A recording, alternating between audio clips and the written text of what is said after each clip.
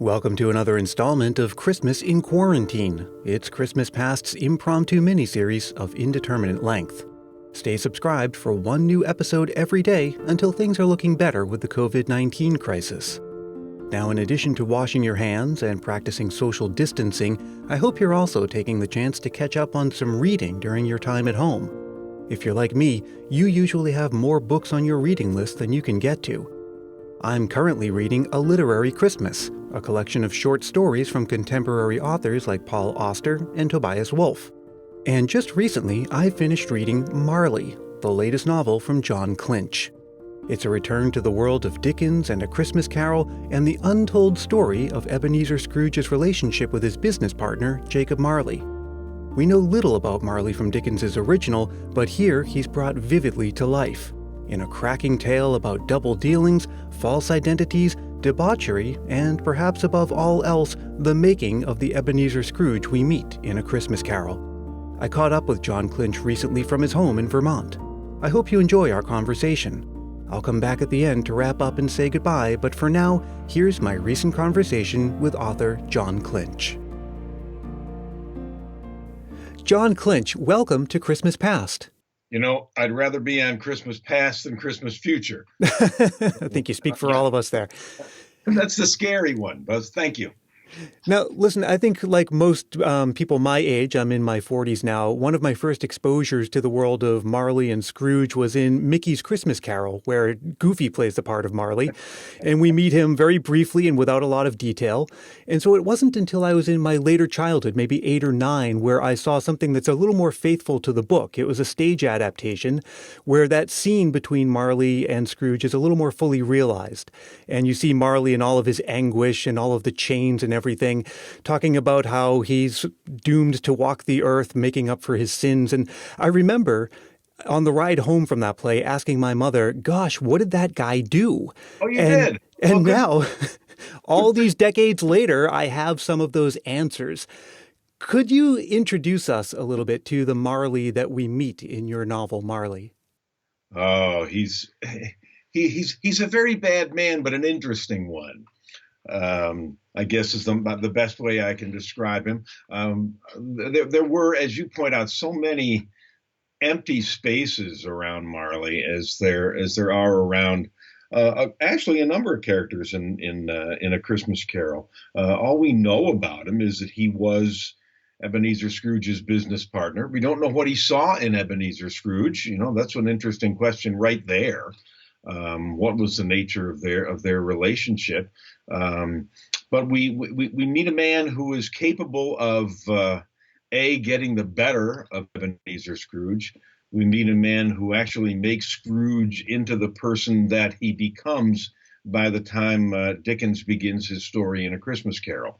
A man who helps to shape Ebenezer Scrooge into the man we know, which means that Ebenezer Scrooge must start out as a different man. But you know what? That's what novels are all about, isn't it? Yeah, and you touched on a lot of things that I want to get into in a lot more detail, because one of them is that in A Christmas Carol, I think it would be fair to say that we know a lot about Marley without knowing much about him, if that makes sense. Like you said, we know he was in business with Scrooge. We know that Scrooge lives in his house. And there's just that one sentence that's the house that Scrooge lives in is Marley's, but we don't know why or any of the details behind that. He's living in Marley's apartments inside Marley's house. And you I'm not sure if you can learn that from, let me take a step back. I have learned over the last few months that in many ways, A Christmas Carol is more a theatrical or filmic experience for most Americans than it is a narrative book experience. So you never know whether that detail has even been transferred to the narrative when you're watching it as a movie or on a stage. It is certainly there in the book, and it's a good question. We have Ebenezer Scrooge living in his partner's house and sleeping in his partner's bed 7 years after his partner died. What the hell is basically the question that any sensible person might ask himself, because Dickens must have meant something by it. Exactly. Yeah. You know, you don't lay that down in the book and without having some reason for it. But he never describes it. Never goes into any detail. And so I think my big question is, as you're approaching this source material, you have a lot of dots that you can start connecting. And you also have a lot of just, the history of what was going on in the world at that time that you can start to use as fodder for creating the story. How do you approach something like this? And maybe a better first question is, what is it about the character of Marley that you wanted to explore in the first place? As my wife always points out, I'm really good at writing about terrible people who make awful decisions. And when you find your strength, Brian, you go with it. But really, no, he's the kind of character that interests me, or he had the potential to be the kind of character who interested me. When you remember that at the close of my book, Scrooge has to be a money-obsessed miser, friendless and relationless, pretty much. His sister has to be dead. He has to have very little relationship with his nephew. He is broken at all. The relationship with his fiancée Belle has been broken off. All he has is a counting house, and so and Marley has to be in a position where he could want to carry on a relationship with Ebenezer Scrooge after his death, want to come to his rescue, want to become his savior, which may be a surprising thing for a wicked man to want to do. But when you start with those things, you begin to realize that there's a narrative for each of them, and that Ebenezer Scrooge could start out better than he ends up, and Marley could start out worse than he ends up, and the two of them could have this narrative that establishes paths that cross, and that was what interested me, was to generate some complexity, some emotional and biographical and psychological complexity of a sort that really wasn't what Charles Dickens was up to. I mean, he was anything but a psychological novelist, and that's because there weren't such things as psychological novelists in those days. So to be able to take those characters that he gave us, whom we come to accept as real by God. We've read their stories so many times. Their story seems so much a part of our hearts and our experience of not just the holiday but the world. That if we say, okay, these men were real, what were their lives like? Then we've got some interesting questions that we can ask, and some interesting stories to tell. Now, one thing that really interested me is the idea that these are characters that people know in a single context, as it relates to this one story that is a Christmas story. In your novel, Marley, although Christmas does make an appearance a couple of times, is not a Christmas story. And yet, as a reader, I came into it with certain expectations. We have to hear Scrooge say bah humbug at least once and things like that. Eventually, yes. So how do you strike that balance of like hitting all the notes that you know your readers are waiting for, but then also making this its own story, as it most certainly is? Well, one of the things that we were really interested in doing with the novel as a thing in the marketplace was making certain that it presented itself not as a Christmas story. Hence the iron chains across the cover. You know, this is clearly a story about something other than Christmas, although the world is full of people who are going to buy it and read it and take it out of the library and expect something that, even though we've told them it's something different, they'll still expect what they expect. But for me, the wonderful thing about working in the world of A Christmas Carol is that you can conjure it up without working really hard, without pushing it too hard. There are people ask me sometimes, well, how did you manage to recreate London in the early 1800s and the late 1700s? And my answer is I didn't, My answer is I reminded you of all the things that Charles Dickens already told you about because he gave us that world so clearly. And therefore, a guy like me, if he wants to play in that sandbox and make it seem like he's really sitting in that sandbox with Charles Dickens, all he has to do is start conjuring up some of those things that Dickens gave us in the first place: the fog, the dirty streets, the cold, the wind biting at the windows, the uh, the bells in the towers. There's all kinds of bells in A Christmas Carol, and there are all kinds of bells in Marley. But those little things can really bring it right back to life, and you don't need to go much farther. Now, I did, as you say, there are a number of scenes that take place on Christmas Eves and on Christmas days. There are at least two or three scenes set on a Christmas Eve or a Christmas Day, including the death of Marley because he died on Christmas Eve. And in fact, I wasn't sure when I had him dying at the end of the book. I was just thinking about this a few minutes ago. I did not, in my first draft, point out that it was Christmas Eve when he was dying, because I thought, well, everybody knows that. Everybody who paid attention to A Christmas Carol knows that this last scene that I'm writing, where he's got to have his final epiphany before he vanishes off into the ether, is happening on Christmas Eve. But then I talked about it with my editor, and we decided, I may as well mention it. For those who aren't paying attention, just because it was, it's part of what Dickens gave us, and it sort of put a bow on the end, a bow, not like a Christmas wrapping, on the end of the novel, which had already visited Christmas two or three times. I wonder, did I visit Christmas as many times in this book as Dickens did in A Christmas Carol? Maybe. I'll have to go back and see. That is an interesting question. Somebody can write a thesis about that. Well, you mentioned the way that you sort of evoke the reader's memory or their perception of what London must have been like through the eyes of Dickens. And that's one thing that really stood out for me in the book is the language. I mean, I had this distinct feeling of I kind of felt cold and damp as I was reading the entire book because of the way that the language brings out a lot of those feelings. And another thing that we need to touch on, you said, the cover of the book has some iron chains on it, which of course we see Marley carrying. But in this book, those iron chains have a whole different meaning. So I'd like to go into that. How did you pick out some of those details on what kind of business Marley was going to be in and other things like that? Well, that was really the first question to be answered when I sat down to think about what kind of shape the book might take.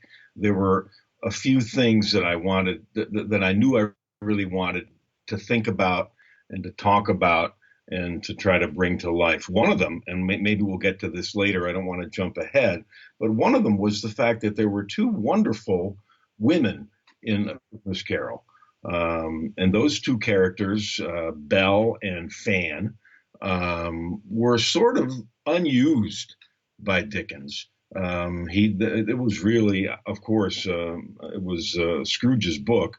And so among those things, and we can go into that in more detail if you want to later, but that was a thing. And the other issue that I really wanted to figure out was the nature of their business, because Dickens gave us nothing. We know that they had a counting house, and we know that they had a warehouse. So they were probably in some kind of mercantile business. That's all he seemed to think we need to know. And it's enough. It was certainly enough for his purposes, and it established what he wanted to do. As I began to think about their ages and try to plot out how old they would have been, Marley would have been, for example, when he died, how old Scrooge was 7 years later when A Christmas Carol takes place, when they would have met, if they had met as they did in my book when they're young boys, when that would have been, when they would have gone into business together, at what age, blah, blah, blah, blah, blah, blah. This all sounds very dry and dull. But it turned out that during the period when they could have been first building their fortune, the slave trade in England was legal.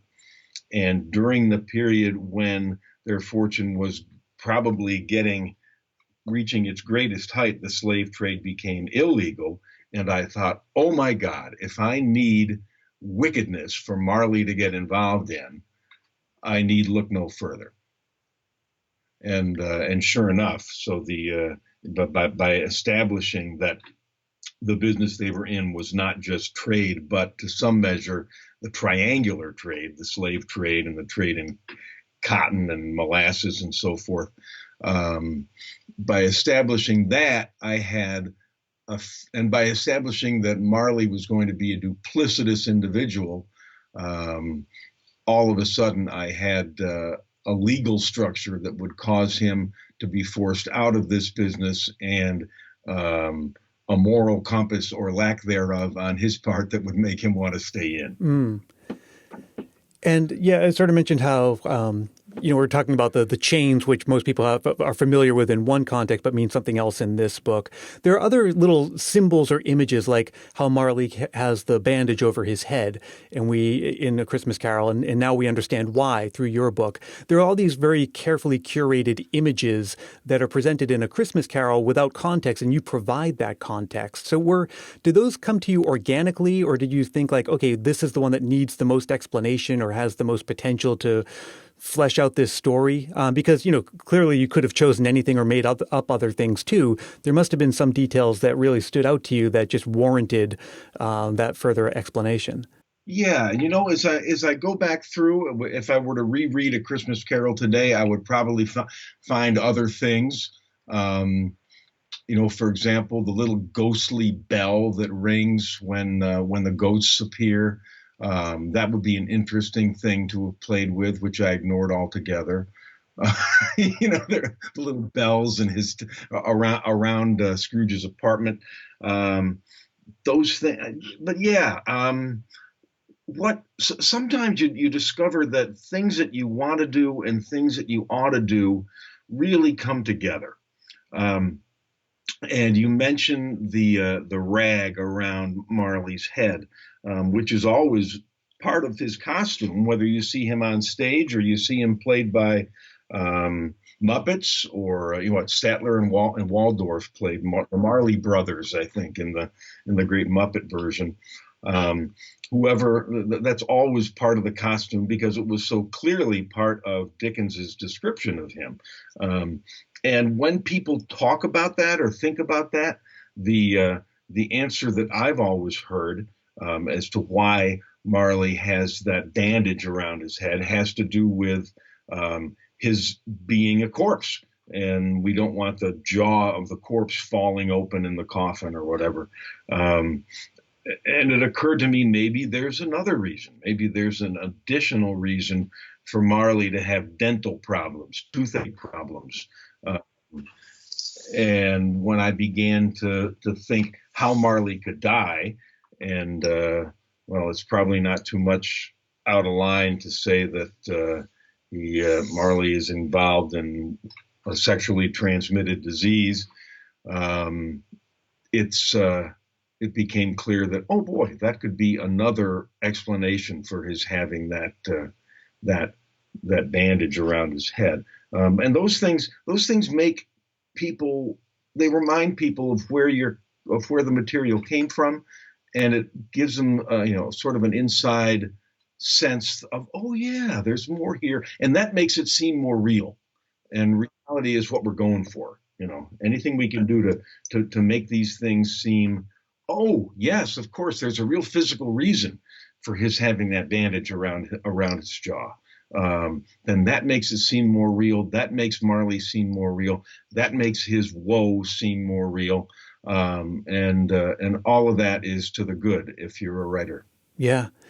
Now, something you mentioned before that I'm excited to talk about are the two women in the novel who, in A Christmas Carol, are mentioned. They're there. And not only in Marley do you really flesh them out and make them real, but you actually make them much more part of the story that eventually becomes A Christmas Carol than I ever would have imagined, right? They are very, very much linked to how things turn out later on in the story. So could you introduce us to Belle and Fan?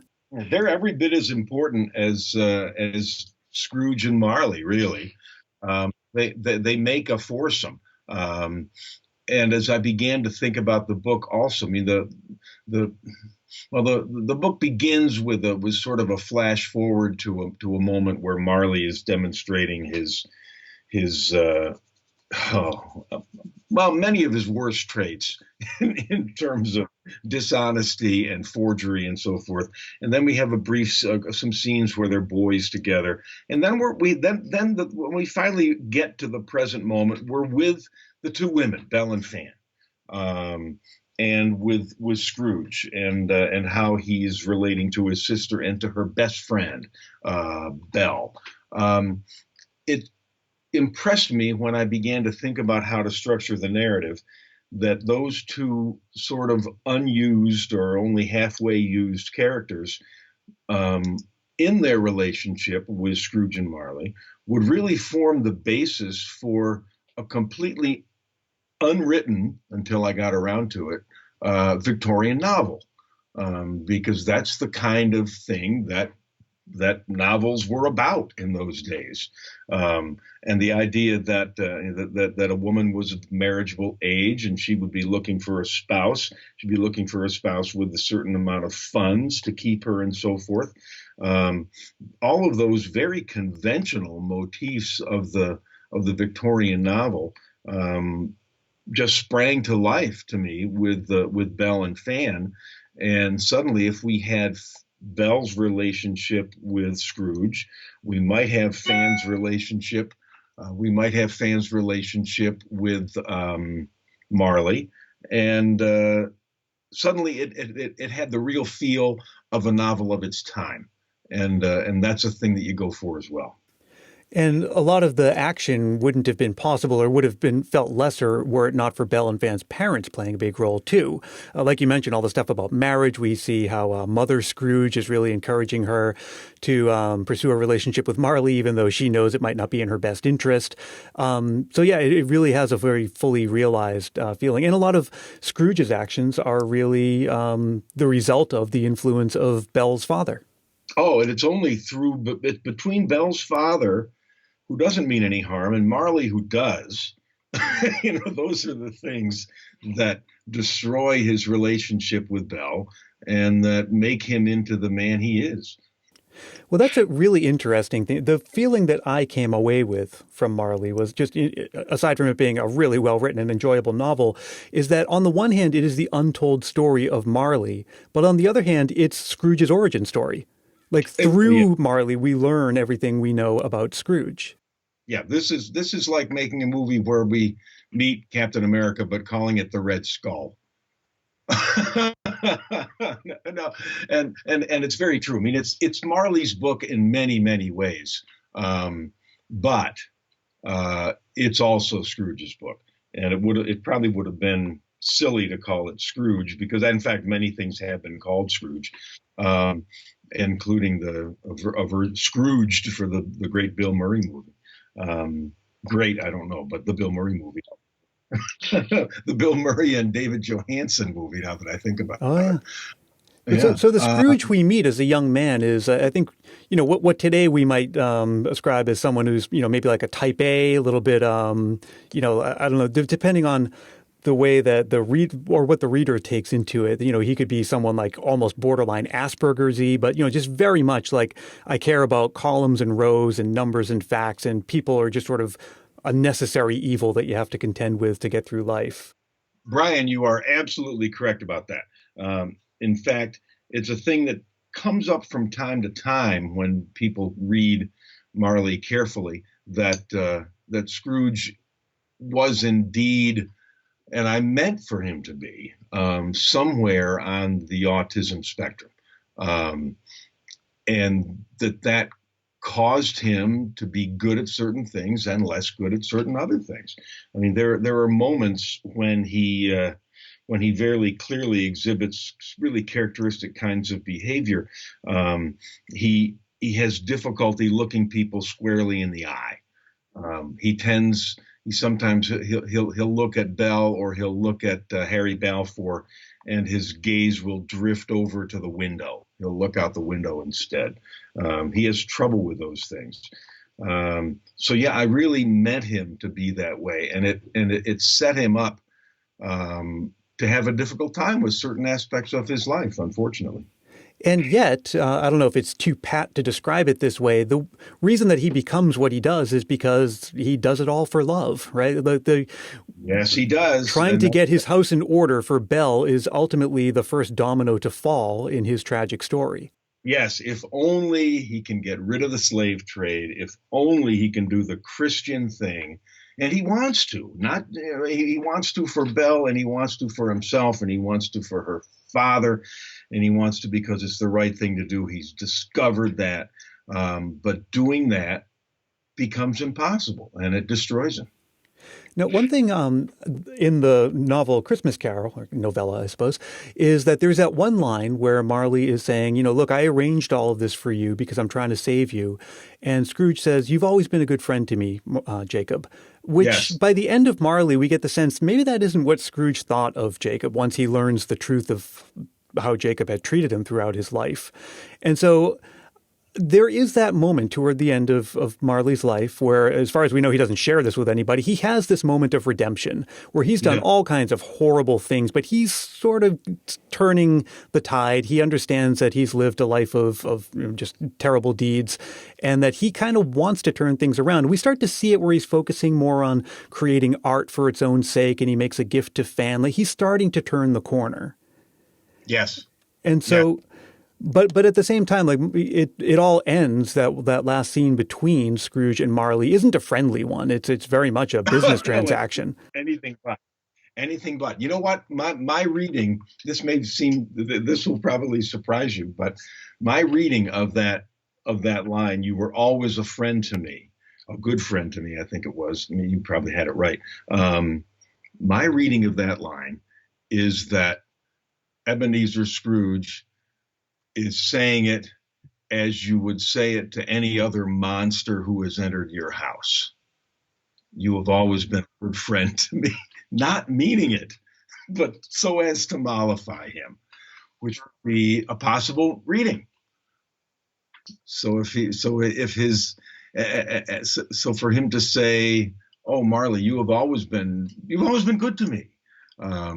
Well, for crying out loud, here's this ghost stalking around your apartment with his chains and his drooping jaw and so forth. Well, you may as well try to get on his good side. Well, I think that's a perfect way to end it. If anyone here ever meets Marley, make sure you get on his good side. And the best way to meet Marley is to read the book Marley by Jon Clinch. Jon Clinch, thank you so much for being on Christmas Past. Brian, thank you for the invitation. It's been a real treat. Thanks so much for listening. I hope you enjoyed our conversation. And if you get a chance to read Marley, I'd love to know what you think. You can drop me a line anytime at christmaspastpodcast@gmail.com or find me on Facebook, Twitter, and Instagram. And if you haven't joined the Christmas Past private Facebook group yet, well, maybe today's the day you will. I'll come back again tomorrow with something else to bring you some Christmas spirit during these uncertain times. But until then, let me remind you as always that Christmas Past is produced in sunny San Mateo, California by yours truly, Brian Earl. I hope you're enjoying these daily Christmas in Quarantine episodes, and I'll have a feeling that you have people in your life who could also use a little Christmas spirit right about now, so why not help more people discover this show? It's as simple as telling a friend about it or leaving a review on Apple Podcasts.